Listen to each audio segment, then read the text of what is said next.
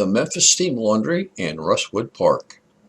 This Memphis landmark, one of our city's architectural gems, had an interesting relationship and promotion with its neighbor, Russwood Park, home of the Memphis Chicks.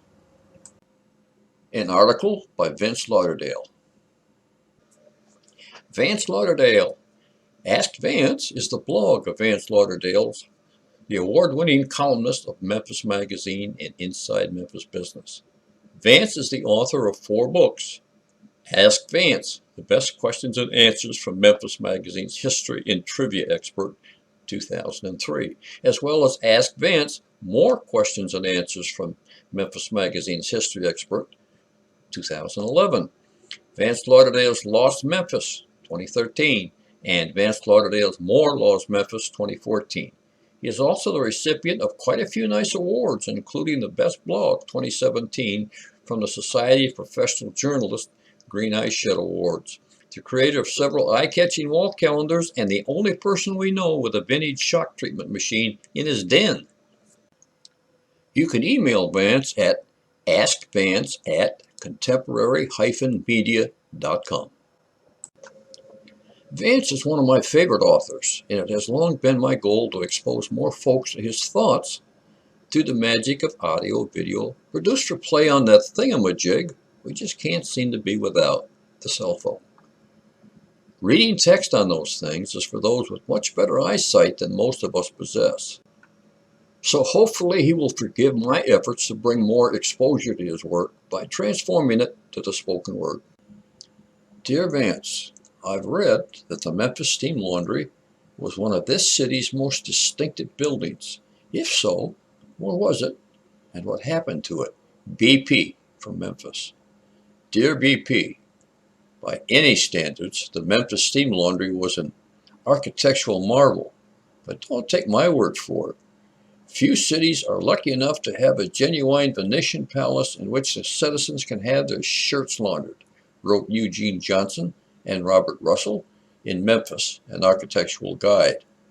What connection Harrison and Powell saw between cleanliness and Venetian Gothic, we shall probably never know. E. L. Harrison and Nowland Van Powell weren't the owners of this establishment. They were the architectural team who decided to model a commercial laundry, normally a humdrum cinder block structure, after the Doge's Palace in Venice, Italy. As you can tell from the postcard, the facade was completely slathered with brightly patterned brickwork and terracotta ornamentation. The founder of the business was Jules Rozier, who first opened his Memphis Steam Laundry Company in 1882 on North 2nd Street. In 1927, he decided to erect a much larger building at 941 Jefferson, in the heart of the present-day medical center, and the result is what you see here. One detail that invariably comes up in any discussion about Rozier's enterprise is its location, right behind Russwood Park, then this city's minor league baseball stadium. Originally constructed in 1896, owners had expanded the ballpark over the years. By the 1950s, the seating capacity was about 7,000. Sources vary on the precise number. The laundry and the stadium, in fact, shared the same black wall. In fact, here's a great aerial view showing just how close they were to each other. Any home runs hit over the outfield fence landed on the roof or grounds of the laundry, and that brings us finally to a unique promotion that I wanted to share with my readers. When her family was still living in Memphis, this would have been in the 1940s, her father, Robert Heslop, became vice president of the Memphis Power and Light Company. He was born in Helena, Arkansas, but came to Memphis as a young man, says Tina. He was known by his co-workers as the boy genius because he had an ability to figure out the power grids and restore interrupted power more quickly than anyone who had previously held his position. Even so, he left this nice job on a bet. Seems he was friends with Jules Rozier, who told him his laundry wasn't doing as well as he had hoped and made him an offer. Could Heslop turn around a struggling business if he was named vice president and given free rein to do whatever he needed. According to Tina, he did win the bet, though he never specified what he won. I do remember as a child that he expanded the laundry by adding linen supply to the existing plant and oversaw the opening of branches in several cities in Mid-South. Tina remembers the laundry almost became a second home for her. My father used to go there every Saturday morning and would take me with him. He had a very luxurious office with floor-to-ceiling red velvet curtains. We would walk around the plant and he would check with everyone on how things were going. Of course, the Heslop family went to Chicks games at Russwood Park. Our family got to sit in the Memphis Steam Laundry box, she says, but sometimes we would bring lawn chairs to the roof of the laundry where we perched above the outfield to watch a game.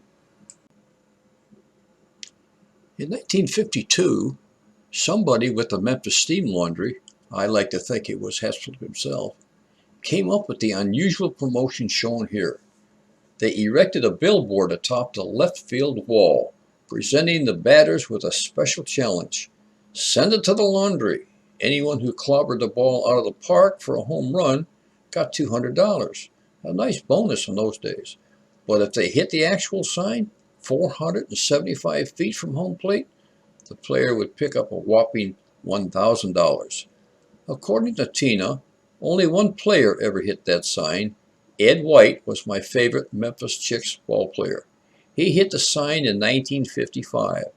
I was very proud that my father got to present a $1,000 check to Ed. She shared this old photo of that occasion.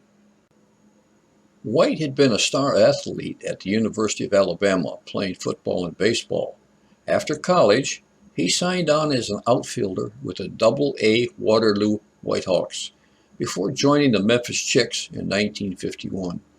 According to baseballreference.com, he was a 300-plus hitter for 3 straight years from 1953 to 1955. This earned him a short stay with the Chicago White Sox, his only time in the major leagues. After just 1 year, he returned to the Chicks, playing 1 year before the New York Giants acquired White in 1957. He didn't stay there long, moving to the Sacramento Solons and the Minneapolis Millers. Despite playing in more than 900 major league games, White hung up his cleats in 1957 at the young age of 31 and took a job as a high school teacher and coach in Lakeland, Florida. He died there in 1982 at the age of 56. But wait, it seems Tina's memory about White's famous home run wasn't accurate. In my lonely nights in the Lauderdale Mansion, I recently pored over hundreds of old newspaper articles about the Memphis Chicks. Ed White was indeed quite a slugger, but he never managed to hit that laundry sign. Instead, it was a teammate, Chicks first baseman Jim Marshall, who did it during a game on May 6, 1956, against the Chattanooga Lookouts. The Chicks won that game 4-0. And the commercial appeal story makes his accomplishment the most valuable home run in Southern League history. Very clear, with a subheading, First to Hit sign. It was surely the highlight of Marshall's only year with the Chicks. According to baseballreference.com, after playing for other minor league teams in Albuquerque, Oakland, and Nashville, he joined the majors, where he played for the Chicago Cubs, Baltimore Orioles, and New York Mets. He even played for the Chunichi Dragons in Japan before retiring in 1965. But what about the check presentation photo? The Memphis Steam Laundry was a very generous supporter of the Chicks, and that is indeed Robert Heslop with Ed White. A photographer clicked the shutter to record Tina's father presenting the entire team, not just White, with a check for $8,300 as a reward for winning the 1955 Southern League pennant.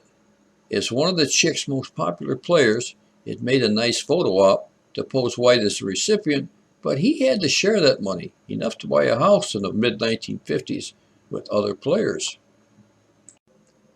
Although the baseball stadium packed in crowds for many years, and the laundry was an architectural gem, No trace remains of either place today. Russwood, an old-fashioned park with wooden bleachers and decking, burned to the ground after an exhibition game between the Chicago White Sox and the Cleveland Indians on the night of April 17, 1960. It remains one of our city's most spectacular fires, the blaze so intense that Baptist Hospital, just across Madison, had to evacuate patients when the flames melted the windows. The Memphis Steam Laundry's demise wasn't so dramatic. While Johnson and Russell called it the best piece of eclectic architecture the city ever had, a city planning official considered it a monstrosity and an eyesore in the whole area where new buildings are going up. In 1973, under the guise of urban renewal, bulldozer pulled down the Venetian Palace.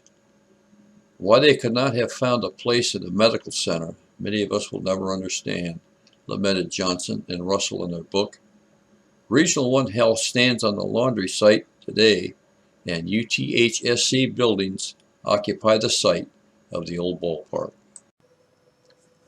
Vance Lauderdale is the history columnist for Memphis Magazine and Inside Memphis Business.